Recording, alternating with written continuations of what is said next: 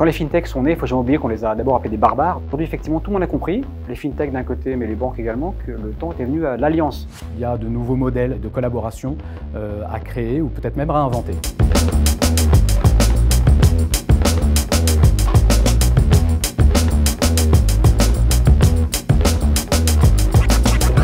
Ces 5 dernières années, on a vu beaucoup de choses émerger, que ce soit la création de la French Tech, que ce soit la création d'un fonds tech ou d'une enveloppe tech spécifique. L'idée selon laquelle on puisse créer des French Tech en région pour accompagner les entreprises. Donc oui, il y a beaucoup de choses qui ont été faites. Il y a encore pas mal de choses à faire peut-être pour l'accompagnement en région. Mais en général, je crois que la dynamique est là.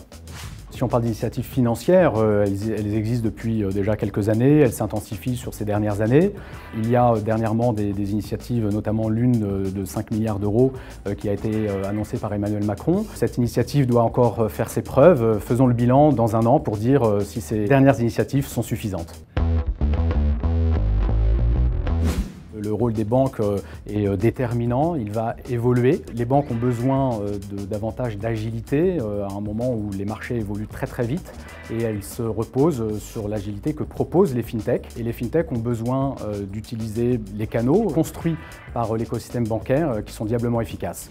Les deux leviers sont ceux-là, plus de présence des stratégiques en capital pour accompagner les fintechs et un meilleur respect de l'un et de l'autre finalement pour que l'objet qu'on puisse acheter ou dans lequel on met du capital puisse grandir à l'abri d'un groupe, avec tout ce que ça veut dire, notamment sa puissance de frappe, mais également avec la liberté nécessaire pour construire sa propre trajectoire. Aujourd'hui, on est sans doute au début d'un process qui devrait voir émerger des nouveaux acteurs de digital en France. Les dispositifs sont nouveaux. Le gros enjeu, effectivement, c'est de tirer un bilan quand on aura pu déployer le capital mis à disposition, puis voir si les dispositifs d'accompagnement portent leurs fruits. On est assez aligné avec Ronan sur cette vision de l'évolution de l'écosystème FinTech. Et il y a encore beaucoup de très belles choses à faire pour faire émerger en France, mais aussi en Europe, des acteurs incroyablement efficaces.